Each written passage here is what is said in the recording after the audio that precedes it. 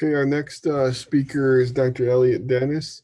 He's on faculty in the Ag Econ department and does a lot of work in these areas related to um, beef cattle economics, and I think has a large interest and experience in this cattle marketing side. So he's going to talk about what are some of the implications of these policies, and maybe take this a little deeper and look at things a little differently. So, um, Elliot, thanks for doing it. Look forward to your comments.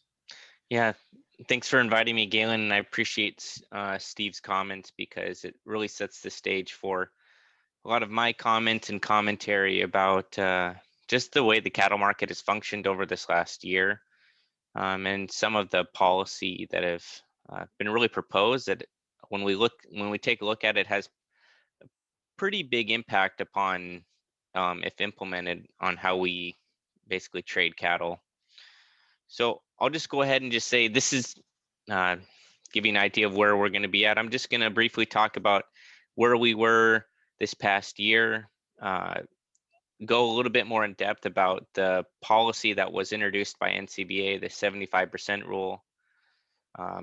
As Steve mentioned, hope to explain a little bit about the number that they're using for this robust trade, and that really centers on how accurate we want the price to be that we see.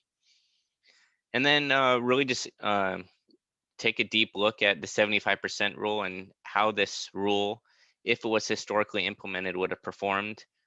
And then just talk about this broader issue that tends to be underneath the surface of a lot of these feedlot packer interactions, and it's really about packer size and packer capacity. So let's just hop into it. Currently, we're at extremely high levels of cattle on feed, large amounts of front end supply, and really what we have is the cattle coming to market that right as we were coming out of the summer, really into October, we are experiencing very high placement levels. And we just have a lot of beef currently on the market that we need to work through. Thankfully, exports have really picked up. Domestic demand for beef has really stayed strong. And that's largely because although consumers haven't been able to go to restaurants, which we would classify as food service demand, we've had extremely large increases in retail beef demand. So another strong positive is that consumers tend to have a lot of excess income right now due to a lot of the government transfers, and so that is definitely helping beef demand. So while we do have a lot of front end supplies, overall it looks like going into this year we're going to be okay. So a lot of this conversation was talking about this backlog. As economists, we don't really call it a backlog. We would just say that there was a surplus of cattle that just happened to be on the market. And that was not because feedlots were mismanaging cattle, but because of the plant closures due to COVID-19 occurrences among meat packing plant workers, and also concerns about absenteeism amongst plant workers. And so sometimes the plants had to run at reduced capacity. Really, when we're talking about the inability to move harvest-ready cattle to market, we're talking about this area right here. Really, we reduced about 13% of the capacity went down, but then we were able to bounce right back up as the plant started to reopen. We were able to process all that cattle. And two of the ways that we're able to manage some of this is to look at the cattle's over 120 days, and then this difference between cattle over 90 days minus 120 days. So that really gives us a gauge on how many animals are still in market that have been there for a while. And really what we saw is that pretty much by September, we had worked through all of this excess supply that we had due to the plant closures back in April and May, which is pretty amazing given that just when we look at the amount of plants that closed and the amount of capacity that the industry lost for really about a month and a half, and that the markets were able to sort through that out. And since we do work in a market economy, one of the ways that we transmit whether to speed up cattle or slow down cattle is through price. Now, a lot of people were pretty annoyed by that because people were kind of didn't have a lot of price risk protection, and so when prices fell out from under them, it was a bad situation to be in. Just think that's a huge plus that we can take away from this experience, is that markets do work. Now there's always going to be winners and losers on the market, and there's ways we can prevent some of those losers from happening with different price risk protection, but that's probably another conversation for another day. So let's just talk about, during this time, the industry started talking about really kind of a separate issue, but kind of got bundled with COVID-19, which was the level of negotiated trade that was coming through. And what we'll actually see is that the levels of negotiated trade didn't actually, or were not that impacted as much, both by the Holcomb fire in Kansas in 2019, in August 2019, and also by COVID-19. But through this all, there was these policies, as Steve mentioned, the 50-14 rule from Senator Grassley from Iowa, and then also this regional minimums that was first introduced by Senator Fisher back in about September, October. Steve did a great job at talking about the Bid the Grid program, promoting negotiated grid already, and then I'm going to focus heavily on the 75% rule that was introduced by NCBA. So NCBA's 75% rule was, the primary objective was to provide a incentive for market participants to increase the level of negotiated trade without government regulation. And really their idea was, we have a price, we see the price, but is that price actually reflective of the quote true price that we would see?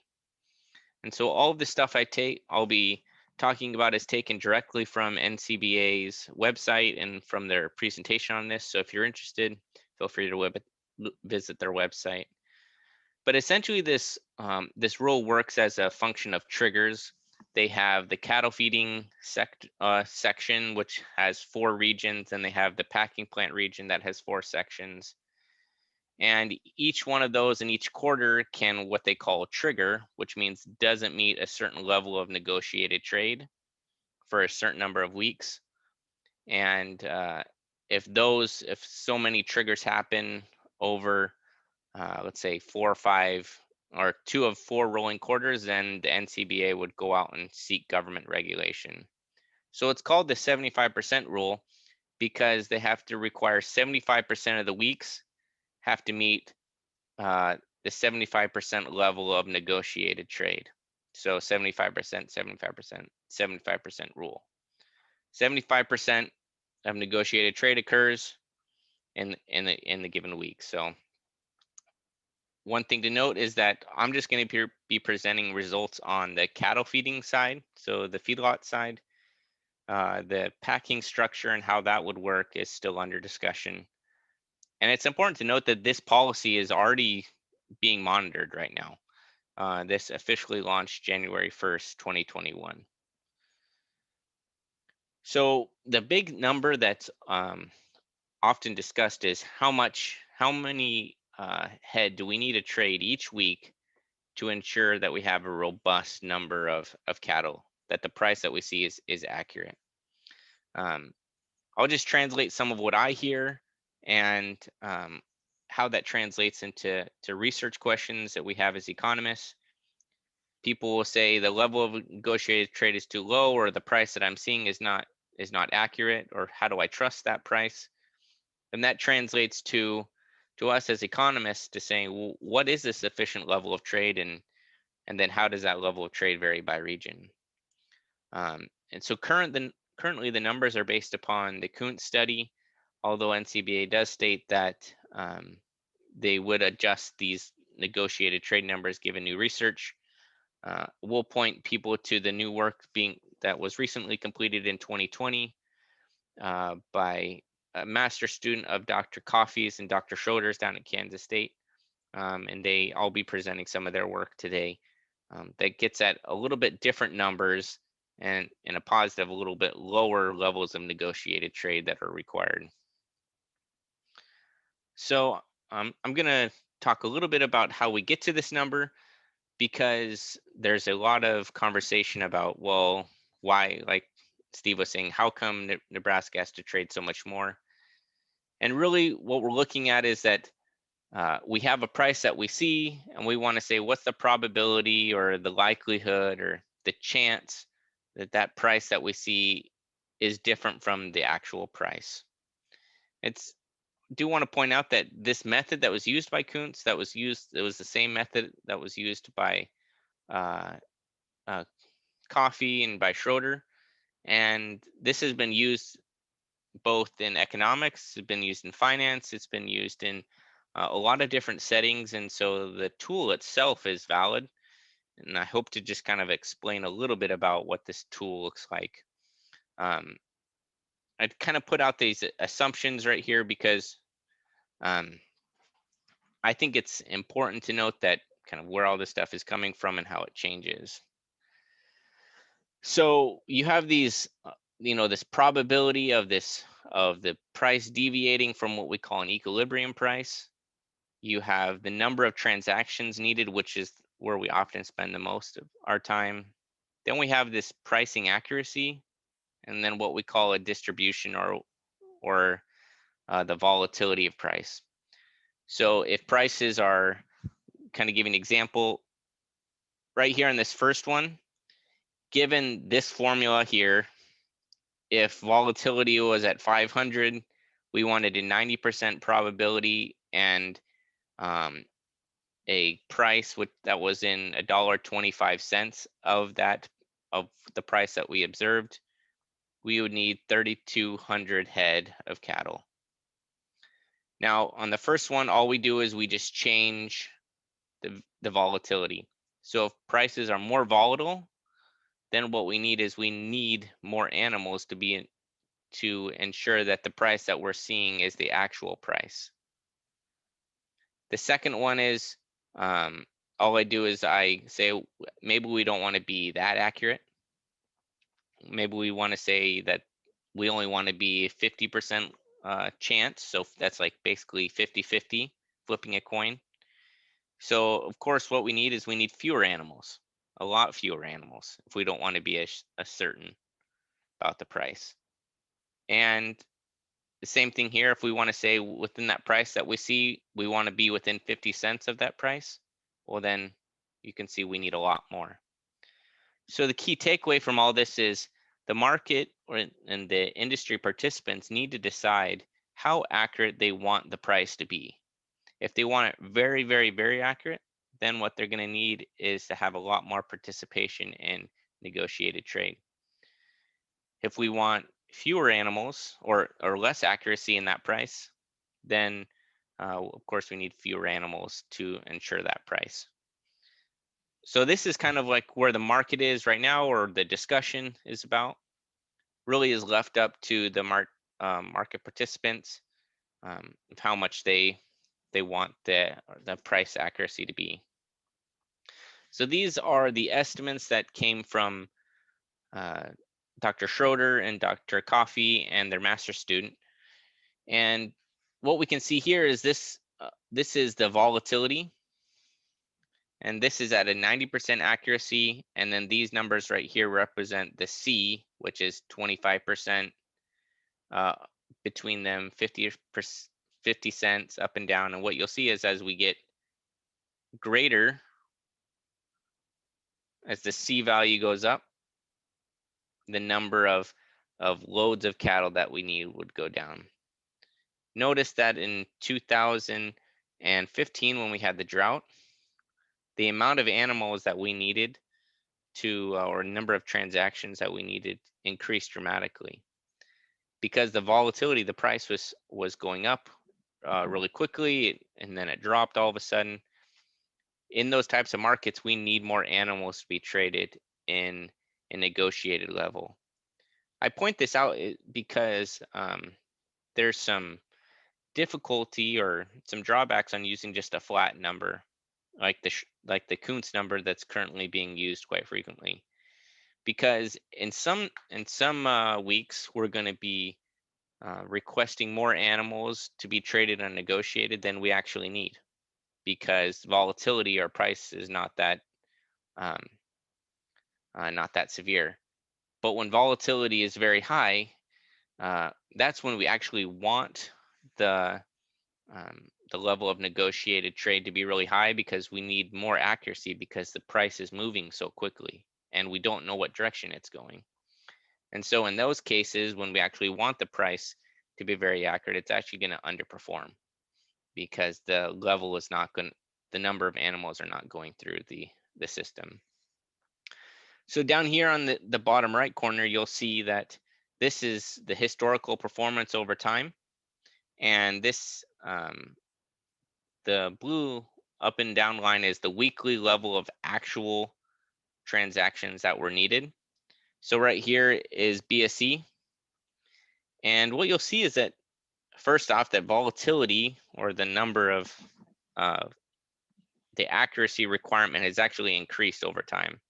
So pretty much since 2013 moving forward, the weekly, week to week number of animals that we need has really increased.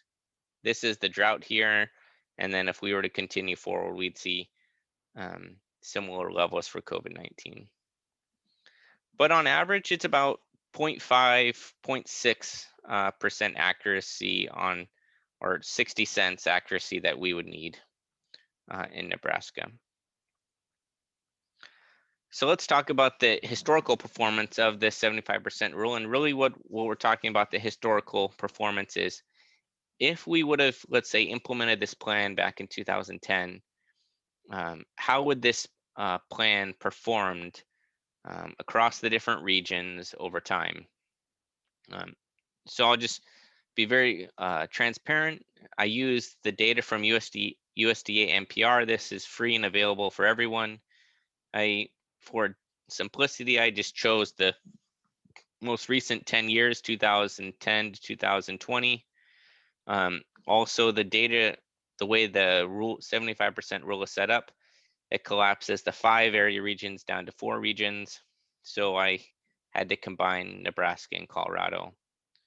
Probably the most important assumption here is that I classify non-reporting to equal not meeting negotiated levels. And the reason why I did that is because if the price is not publicly reported, then no usable information can be had by the marketplace. And let's just look at how this performed over time. So as we're talking about, this is the drought and the run up in prices that happened that year. And the green line is Kansas, and the gold line is Texas, Oklahoma, New Mexico. And what you find is that during these periods of basically high run up in prices, high volatility, this would have been the kind of the Holcomb Fire area, that the only people that really violate are Texas, Oklahoma, New Mexico, and the Kansas region. So 2 different regions. One of the ways that, and this is under the current rule that they have, 75% negotiated trade minimums for at least 75% of the weeks. What you notice is that this red line is the Texas or the Nebraska, Colorado region. And what we find is that it never really comes close to violating. One of the reasons why they could have done that is Western Colorado is pretty similar to, or Western Nebraska is pretty similar to Colorado. And so there are maybe some reasons why they would want to combine it. If we separate out Nebraska and Colorado into their own regions, what we find is that Colorado, which is then the pink line, would violate quite frequently.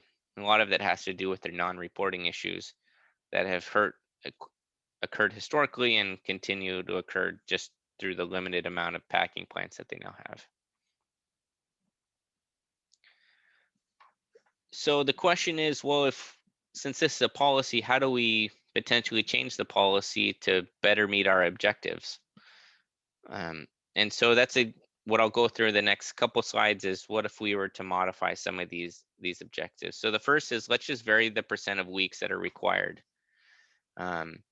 So if we require more or less of the weeks, or less the weeks to violate, really what we're asking is that the policy becomes stricter. So the percent of quarters violating increases.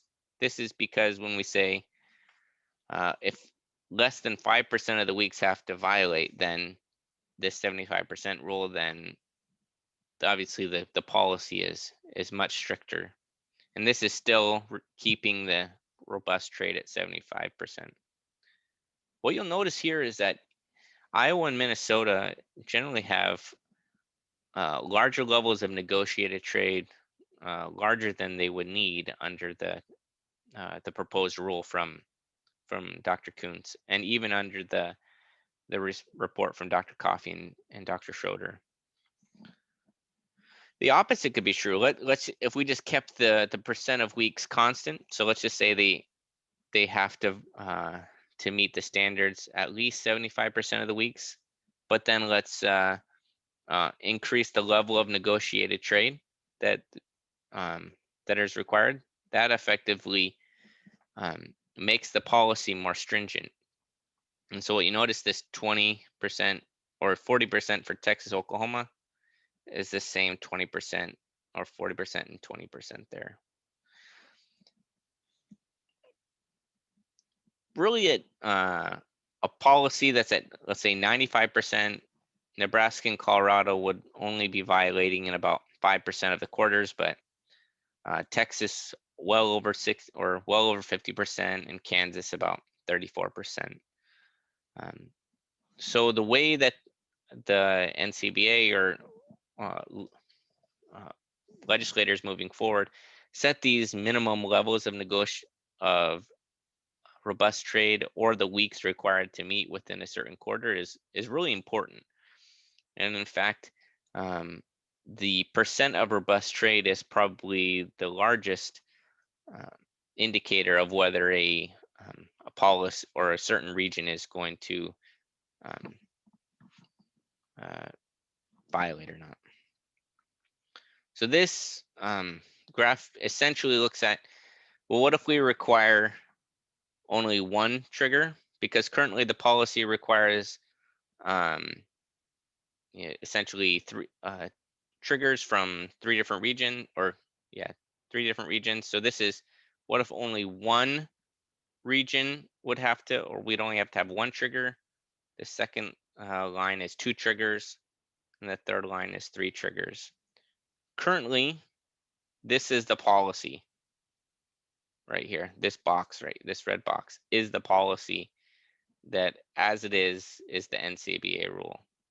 And really, when we're thinking about it, it's even smaller. It's this box.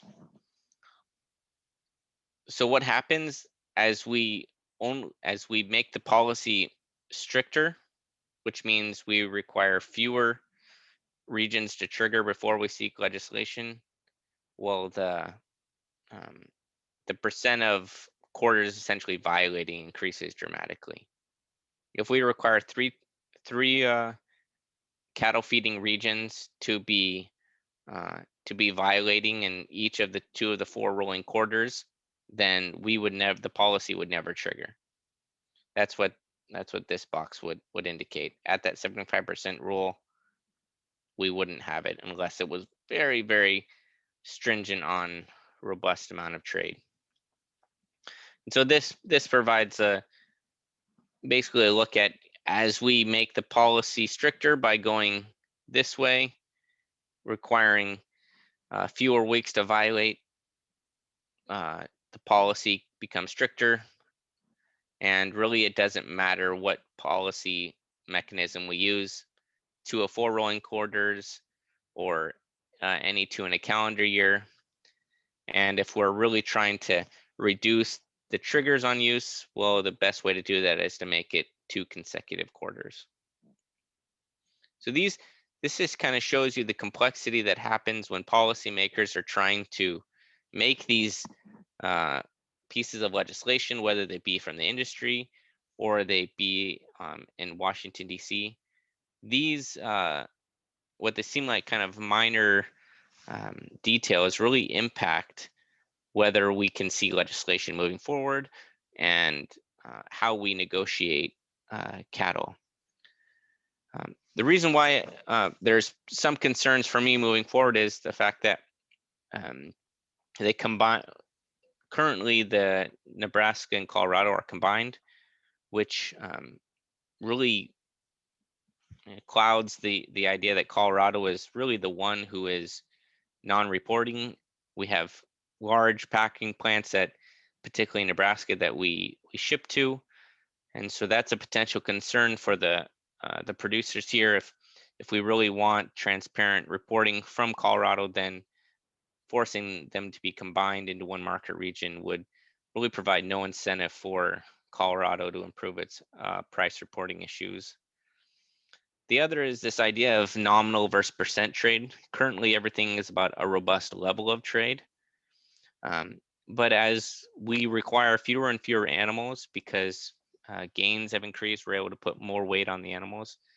We don't actually need as many animals to meet the current beef supply demands.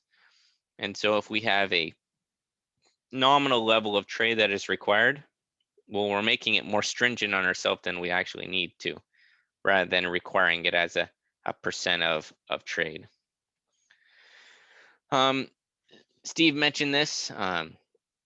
Negotiated grid or negotiated sales is currently classified as negotiated grid plus negotiated cash. Obviously, by including negotiated grid here, we increase what we perceive as the number of sales that have happened negotiated. That's probably a more of an industry discussion, but just recognizing the way we define negotiated really has an impact. And then probably the biggest thing was the fact that currently the policy has what we call an ad hoc adjustment to what they classify as black swan events. And this allows them to go in and basically readjust what the levels of negotiated trade would, or what they believe should be. That just provides a lot of subjectivity into what is classified as a black swan. How do you adjust one region but not adjust the others? And then it just becomes a pretty delicate matter, and there would be a lot of incentive to try to make the triggers or regions not trigger. And the last thing I would just put in there is that if the policy continues to go forward, then we will fundamentally change the way cattle feeders and cattle packers interact. And currently, as the market system would work, we would say that people are profit maximizers, which means we want to make as much money as possible. I meet very few people who say, I don't want to make all the money I can, and when they have a business. And what would end up happening is if we have a, let's say a trigger that would happen, and okay, we know that if we get one more trigger, we have legislation. What would likely happen is that we'd see large amounts of negotiated trade for a certain period of time. So people are just going to basically penalize themselves until we get past the time when we potentially have to have another trigger, and then people would revert back. Well, that makes it very difficult because to follow the market and the market trends, because people's behavior is changing all the time. That's a large concern that we would have, or that I would have as just as an economist. So let's talk about underneath all of these is just concerns about packing plant capacity. And really, when we're talking about packing plant capacities, we're talking about operational utilization.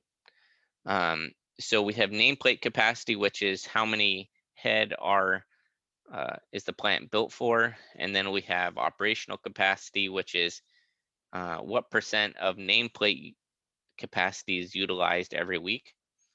And so really what we've seen here is that operational utilization tends to be cyclical, and it tends to pretty much follow the cattle cycle. So when we're at the peak of our cattle cycle, which there's lots and lots of animals on the market, packing capacity tends to be very tight, very constricted, uh, which tends to be when we start having a lot of these conversations about whether packers should be increasing hook space or running more shifts, or and then um, as the cattle cycle starts to decrease, as we start to liquidate herds, then then operational capacity tends to lighten up a lot. Another thing to point out is that there is a big difference between the operational capacity issues that we face with COVID-19 and the operational capacity issues that we faced with the Holcomb fire. And the big thing that had to do there was just the geographical distribution of plant closures. When the Holcomb fire plant closed down, it was one plant and one location. And so we were able to pick up additional capacity in the surrounding regions and really redistribute cattle, which is effectively what happened. And as packing margins rose due to reduced capacity, packers were incentivized to run Saturday shifts. And if I were to put slaughter capacity, a chart of slaughter capacity on there, it didn't tell you where the Holcomb fire was, it'd be very difficult for you to point out and say, yeah, that was the Holcomb fire, just because the market responded so quickly. The COVID-19 was a little bit different because we had geographical clustering of plant closures. And so 4 or 5 plants, especially if they're large plants, close within a certain geographical region, it just becomes economically prohibitive for packing plants to ship animals a certain distance. And plus, there wasn't that much additional excess capacity that we were able to increase even by increasing Saturday kill. And Saturday kill has just been a huge, huge help for the packing plant industry this past year, and it's really been the reason why we've been able to keep up with the amount of animals. So how has the packing plant size changed over time? This is once again publicly available data. This is from the April report that happens every year, U.S.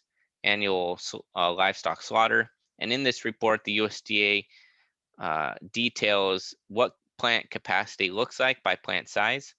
And should note that these plant capacities are by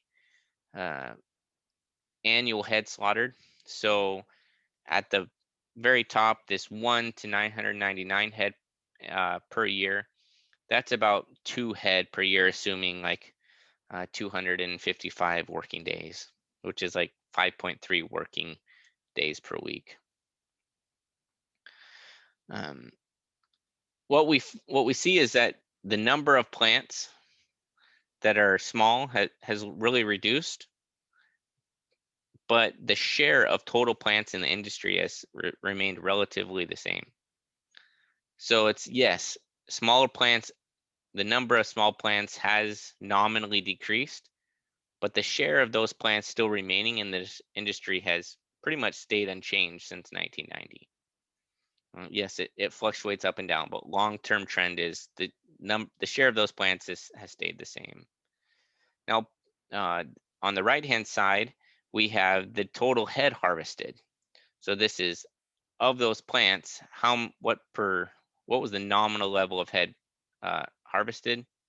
And this pink line is the 500,000 head per year or greater. So this would be anything probably in like the 3,000 or 4,000 daily head capacity or higher. Think about those types of plants.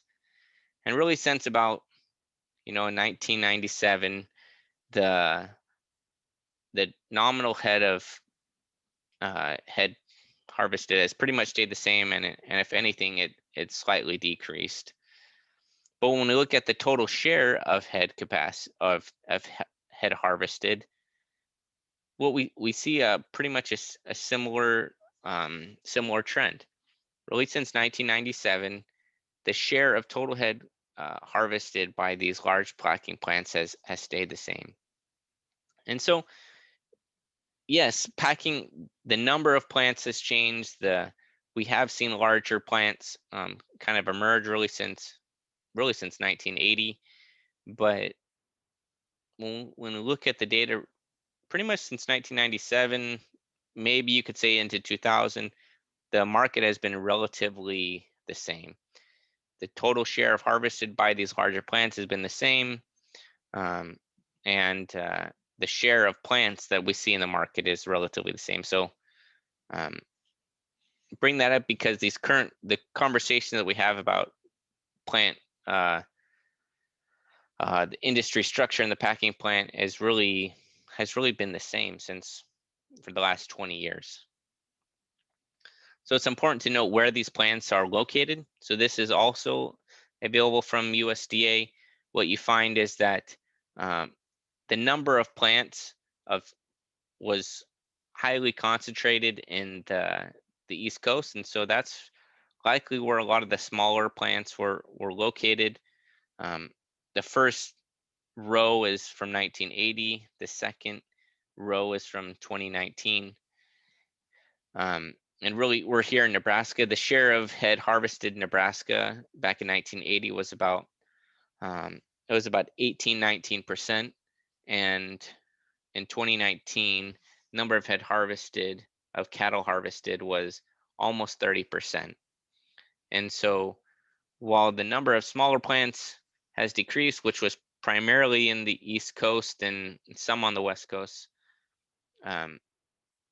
the share of head has really changed. So the question is, and a lot of legislation has started to be talked about, to be introduced about whether we actually want to provide subsidies or government transfers from basically Congress to provide incentives for smaller plants. And really, we're talking very, very small. We're talking about 10,000 head annual harvest or less. And this has been introduced in a variety of settings, but I question whether we want to provide incentives for these larger, smaller plants to exist, which market forces would suggest that we don't need those in the market.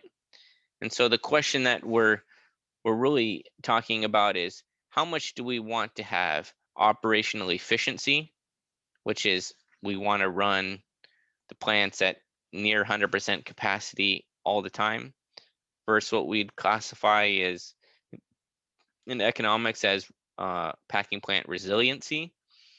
And resiliency is how flexible, given a plant closes, can we make up that capacity. And really, it's a trade-off. The more efficient we are, the less adaptive or resilient we can be. But the opposite is true. The more resilient we are, the less operationally efficient we'll be. And so once again, the market and the market participant needs to decide, well, if we want to have a lot of large plant, which is capacity, they can take all my animals when I need them, then we also have to accept the fact that the market cannot be as adaptive when there's plant closures. And if our concern is about plant closures, then we have to say is that we're going to have a lot more operational capacity issues in the future. And there's different ways that you can design policies or infrastructure, but those are really the trade-offs that we're having, and we're really left up to industry to decide how these bills go forward and the benefit of it. As Galen mentioned, we do have the Feedlot Labor Survey, which I would just highly recommend all if you own a feedlot or you know people who own a feedlot to go and fill that out. That provides us a lot of information, and a lot of the conversations that we have about how much should we pay for certain employees really comes from that. And it's been done pretty much every 5 years since 1990. So long-standing survey, and that provides a lot of great data that we can provide as a free service to the industry. I provided my contact information here, and pretty much everything that I write about or all my slides can be found at farm.unl.edu, and just look for my name and that has all my presentation papers or just tools that I develop for producers. And with that, I'll turn it back to you, Galen. Any questions for Elliot?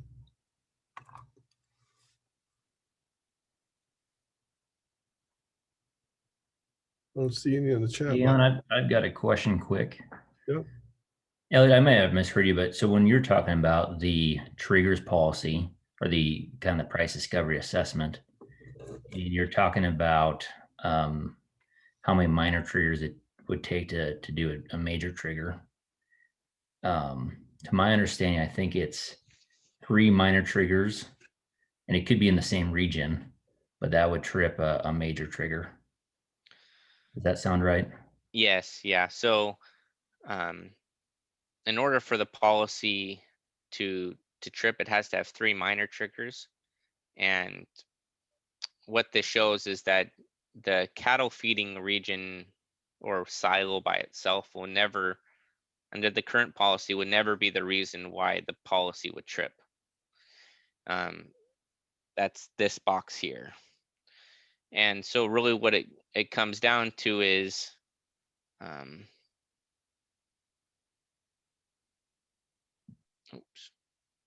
this packer silo that's still under discussion. That's going to have an extremely large impact upon whether the policy is actually effective at increasing the level of negotiated trade or not. Without an equally stringent policy on the packer side, that the policy will be implemented, but it won't have the desired objective of increasing negotiated trade.